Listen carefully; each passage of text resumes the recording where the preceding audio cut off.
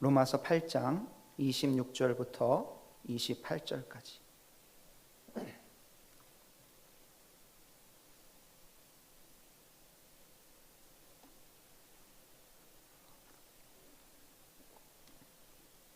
신약성경 250면 우리 한 목소리로 읽겠습니다. 이와 같이 성령도 우리의 연약함을 도우시나니 우리는 마땅히 기도할 바를 알지 못하나 오직 성령이 말할 수 없는 탄식으로 우리를 위하여 친히 간구하시느니라. 마음을 살피시는 이가 성령의 생각을 아시나니 이는 성령이 하나님의 뜻대로 성도를 위하여 간구하심이니라. 우리가 알거니와 하나님을 사랑하는 자 곧 그의 뜻대로 부르심을 입은 자들에게는 모든 것이 합력하여 선을 이루느니라. 아멘. 28절만 다시 읽습니다. 우리가 알거니와 하나님을 사랑하는 자 곧 그의 뜻대로 부르심을 입은 자들에게는 모든 것이 합력하여 선을 이루느니라. 아멘. 오늘도 예배 자리에 나오신 여러분들을 환영하고 축복합니다. 이번 코로나 사태를 겪으면서 우리 모두가 절실히 깨달은 사실 하나가 있습니다. 지위고하를 막론하고 사람은 대단히 강한 것 같지만 한없이 연약한 존재다라는 사실입니다. 그렇지 않습니까? 한 발만 터뜨려도 도시 전체가 초토화되는 핵폭탄을 만들면서도 눈에 보이지 않는 바이러스 때문에 전 세계가 벌벌 떨고 있습니다. 코로나에 대한 두려움은 우리들의 일상을 많이 바꿔 놓았습니다. 마스크를 쓰지 않으면 동네 마트도 가지 못하고 버스나 지하철도 탈 수 없습니다. 어쩌다가 몸에 열이라도 나면 학교건 회사건 나오지 말라고 하고 아픈 곳이 있으면 병원에 가서 치료를 받아야 하는데 치료받기 전에 코로나 검사부터 받아야 합니다. 우리들의 일상이 얼마나 많이 바뀌었습니까? 코로나가 가져온 이런 변화들을 가장 잘 표현하는 단어가 있습니다. 바로 언택트라는 말입니다. 요즘은 이 말이 자주 쓰이는데요. 원래 이 말은 없는 말입니다. 만난다, 접촉한다라는 뜻을 가진 컨택트와 그 말 앞에 부정어 on이 붙어서 생긴 새로운 말이죠. 그러니까 만나지 않는다, 접촉하지 않는다라는 뜻을 가지고 있습니다. 여러분 다들 아시죠? 사회적 거리두기 아닙니까? 공공장소에서 1, 2m 띄우고 앉아야 하고 한 장소에 같이 있더라도 마음 놓고 대화를 나누지 못하고 있습니다. 사람과 사람이 만나지 못하고 사람과 사람이 대화를 하지 못하니 이런 생활이 계속되다 보니 학교도 회사도 심지어 교회도 제대로 돌아가고 있지 않는 것 같습니다. 어떻습니까? 평소 같으면 지금쯤 여름 사역에 대한 은혜로운 이야기들로 풍성해졌어야 할 우리네 교회인데 코로나로 인해서 올해에는 여름 사역을 전혀 하지 못했습니다. 이 모든 일들이 너무나도 갑작스럽게 우리에게 다가왔습니다. 눈에도 보이지 않는 바이러스 때문에 우리들의 삶이 너무나도 힘들게 변해버렸지요. 오늘 우리가 읽은 말씀은 사람의 실존에 대해서 정확하게 말해주고 있습니다. 성경은 우리 인간들을 향해서 연약한 존재다라고 말하고 있습니다. 사람은 연약한 존재다. 우리 본문 말씀 26절을 한번 읽어볼까요? 우리 앞부분 제가 그만할 때까지 같이 읽어보겠습니다. 시작. 이와 같이 성령도 우리의 연약함을 도우시나니. 그만이요. 이와 같이 성령도 우리의 연약함을 도우시나니. 여기서 연약하다라고 번역한 이 말의 원어는 아스테이아라는 말입니다. 그 뜻은 아프다, 재난을 겪다, 깨어지기 쉽다, 강인함이 부족하다라는 뜻을 갖고 있습니다.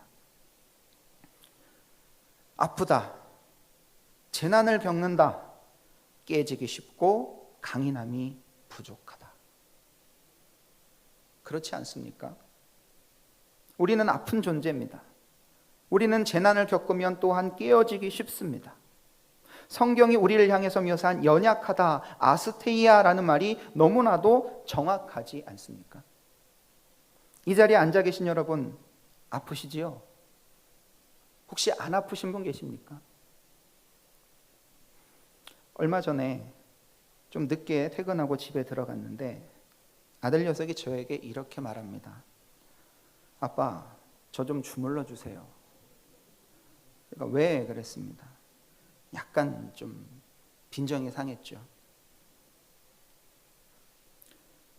허리가 아파요. 그러는 거예요. 그 순간 제 입에서 어린 녀석이 무슨 허리가 아파? 그랬더니 아들 녀석의 눈초리가 심상치 않습니다. 그리고 이렇게 대답합니다. 아빠, 어려도 아파요. 아빠, 어려도 아파요. 그 말을 듣는 순간 제가 더 이상 아무 얘기도 하지 못했습니다. 그리고 묵묵히 겸손한 양처럼 아들의 허리를 주물러 줬습니다. 여러분 기억하십시오. 어려도 아픕니다. 나이 들어도 아프지만 어려도 아픕니다. 젊은 사람도 아픕니다. 여기 서 있는 저도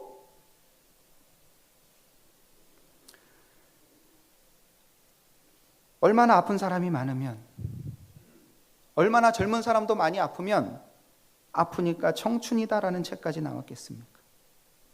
우리는 모두 나이가 많든 적든 아픕니다. 몸이 아프든 마음이 아프든 고생을 하고 있습니다. 그게 우리가 연약하다는 증거입니다. 두 번째로 성경은 우리 인간들을 향해서 너희는 어찌할 바를 모르는 존재들이다 라고 말합니다. 우리 26절 말씀을 다시 한번 읽어볼까요? 제가 그만할 때까지 같이 한번 읽어보겠습니다. 시작. 이와 같이 성령도 우리의 연약함을 도우시나니 우리는 마땅히 기도할 바를 알지 못하나 그만이요. 성경은 우리 인간들을 향해서 어찌할 바를 모르는 존재다라고 말합니다. 어찌할 바를 모르는 존재들. 지난주에 담임 목사님 설교 중에 스프링팍 이야기가 있었습니다. 스프링팍은 사냥의 한 종류인데 이 양은 유일하게 사람과 같이 자살을 해서 죽는 양이라고 합니다. 여러분 생각해 보셨습니까? 짐승 중에 자살하는 짐승을 보셨습니까? 그런데 이 스프링팍은 자살해서 죽는다고 합니다. 더 놀라운 것은 혼자 죽는 게 아니라 모두가 절벽으로 내리달아 집단으로 자살을 한다고 합니다. 어느 학자가 조사한 결과 이 양들은 사실 자살을 하는 게 아니라고 합니다. 그러면 왜 절벽으로 몰려가서 죽느냐? 무리를 지어 사는 양인데 앞에 양이 풀을 뜯어먹으면 그 뒤에 양이 자기 주변의 풀을 뜯어먹고 좀 더 뜯어먹으려고 앞에 양을 계속 민다는 거예요. 이걸로 들이미는 거예요. 뒤에서 미니까 앞에 있는 양은 앞으로 가게 되죠. 그 양 뒤에 그 양 뒤에 그 양 뒤에 모든 양들이 더 많은 풀을 먹기 위해서 자꾸 밀어간답니다. 그러다가 앞에 있는 양이 뛰기 시작합니다.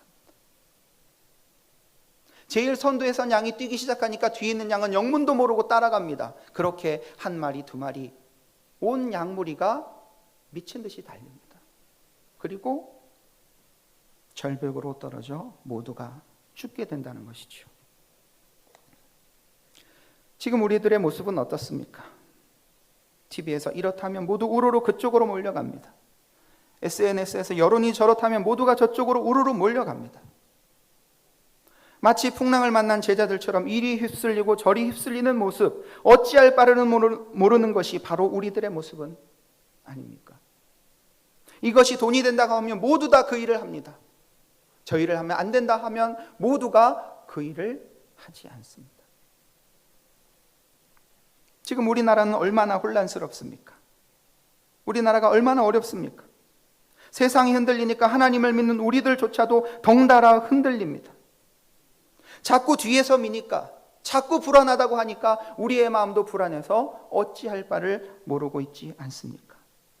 마땅히 기도할 바를 알지 못하고 마땅히 행해야 할 것을 행하지 못하고 있는 것이 우리들의 오늘 모습이 아닐까요? 이것 또한 우리가 연약하다는 증거입니다. 우리는 연약합니다. 아프고 재난을 당하면 깨어지기 쉽습니다.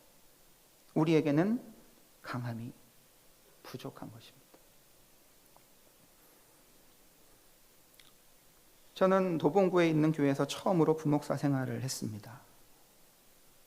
그때 제가 섬기던 교회에 등산반이 있었는데 그 등산반 대장이 장로님이셨습니다.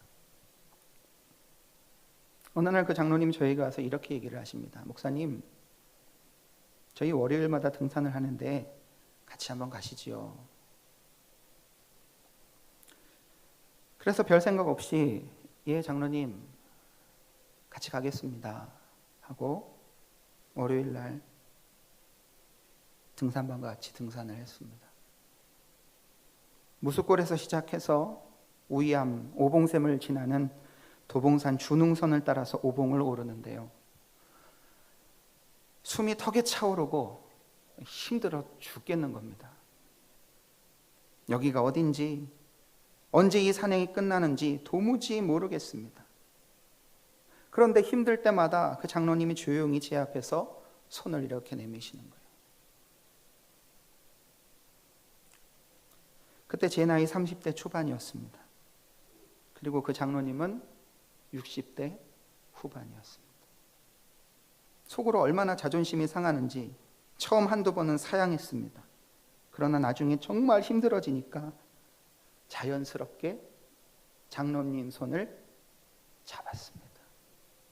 저는 남자 손이 그렇게 따뜻한 줄 그때 처음 알았습니다.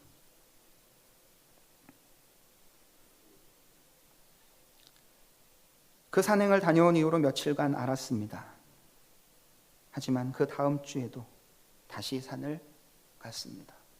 그리고 그 다음 주에도 같이 산에 올랐습니다. 그렇게 몇 달간 장로님을 따라서 산을 다니다 보니 이제 여기가 어디인지, 이 길로 가면 어디로 나오는지 조금씩 알게 되었습니다. 그뿐만이 아닙니다. 연약했던 제 다리는 강한 다리가 되었습니다. 오늘 성경 말씀에 보면 성령께서 우리의 연약함을 도우신다라고 말씀하십니다. 여러분, 우리 26절 말씀을 다시 한번 같이 읽어볼까요? 26절 말씀 읽어보겠습니다. 시작. 이와 같이 성령도 우리의 연약함을 도우시나니. 아멘.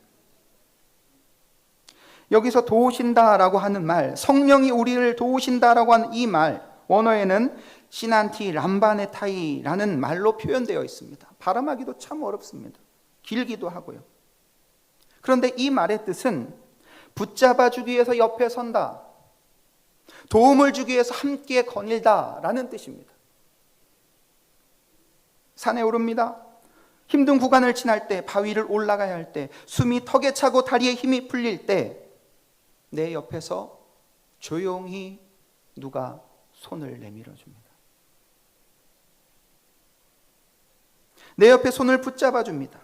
그게 바로 도우신다라고 하는 말의 뜻입니다.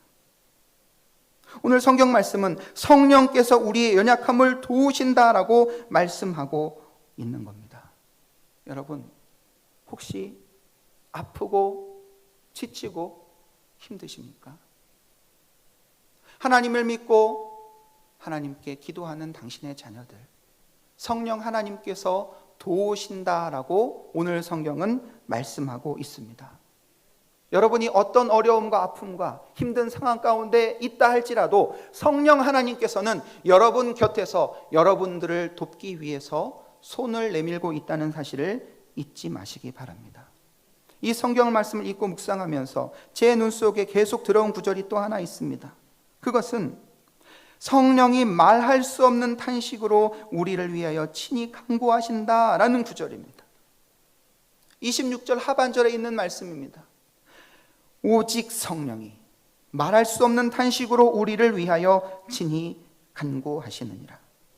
말할 수 없는 탄식으로라는 이 말은 표현할 수 없는 탄식이라는 뜻입니다.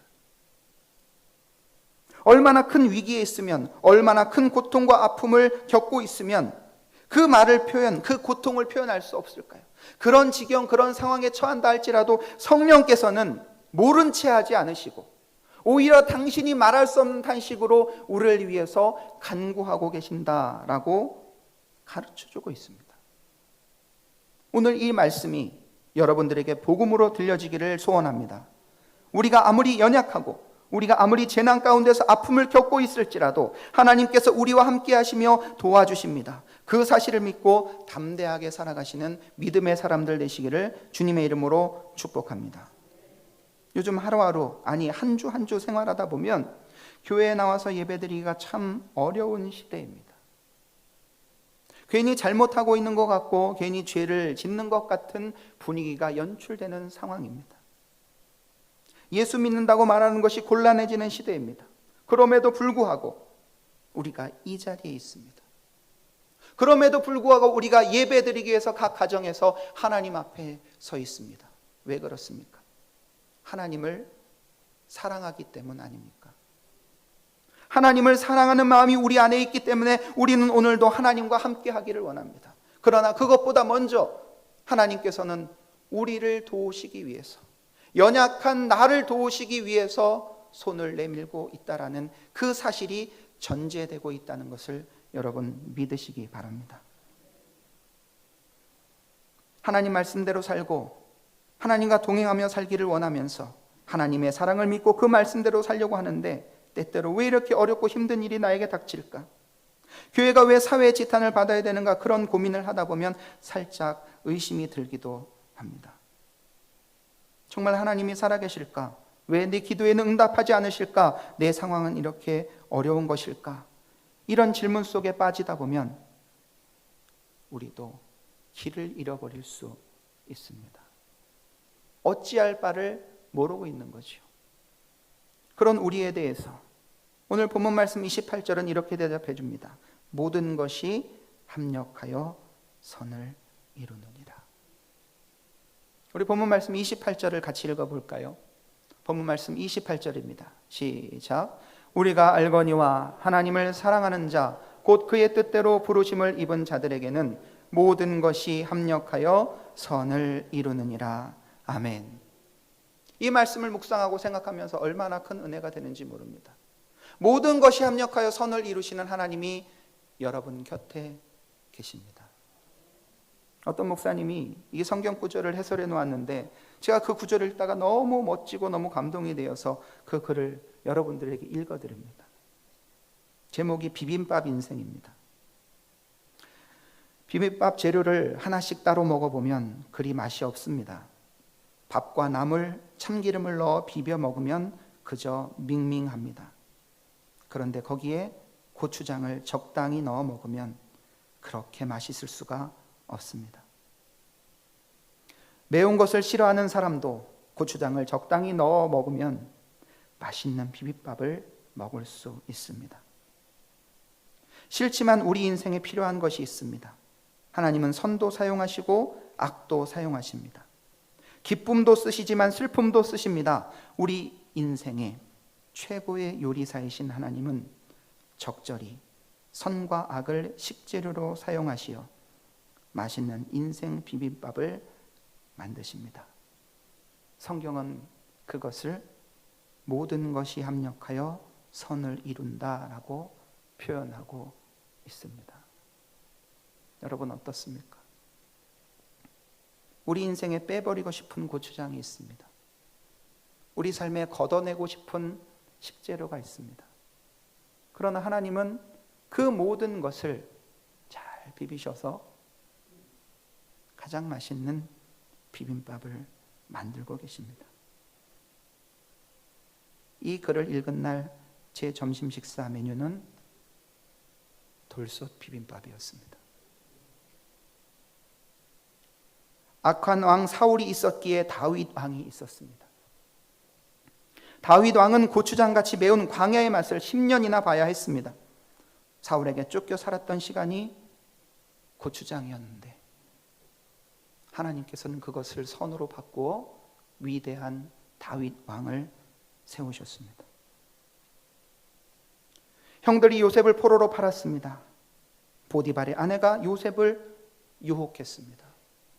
고추장 같은 그 일이 요셉의 삶에 벌어졌지만 그 일 때문에 요셉은 애굽의 총리 대신이 되어서 애굽은 물론 자기 가족들까지도 구원할 수 있었던 것입니다. 하나님은 이런 악하고 모순된 것들을 때와 상황에 맞게 적당히 사용하십니다.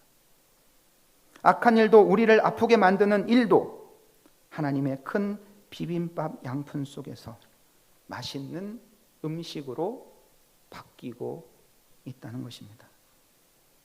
그렇습니다. 지금 보면 우리 인생에 필요 없는 재료 같고 맛도 하나 없는 것 같습니다. 내 마음은 그것을 콕 집어서 빼버리고 싶습니다. 그러나 하나님께서는 우리 삶에 일어나는 이 모든 것들을 사용하셔서 선을 이루시는 분이라고 성경은 말씀하고 있습니다. 여러분 곁에 하나님이 계시고 성령 하나님께서 여러분들의 연약함을 돕고 계신다는 사실을 믿으시기 바랍니다. 우리는 하나님을 사랑하는 마음으로 하나님과 함께하면 됩니다. 예수님께서 이런저런 인생의 수고와 아픔 속에 살아간 우리들에게 그래서 이렇게 말씀하십니다. 이 말씀을 찾아보고 오늘 설교를 마치도록 하겠습니다. 마태복음 11장 28절부터 30절입니다.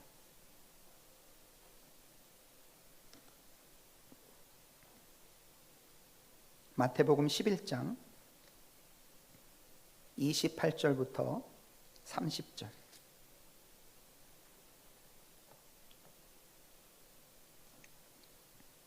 함께 읽겠습니다. 시작. 수고하고 무거운 짐진 자들아 다 내게로 오라. 내가 너희를 쉬게 하리라. 나는 마음이 온유하고 겸손하니 나의 멍에를 메고 내게 배우라. 그리하면 너희 마음이 쉼을 얻으리니 이는 내 멍에는 쉽고 내 짐은 가벼움이라 하시니라. 아멘. 기도하겠습니다.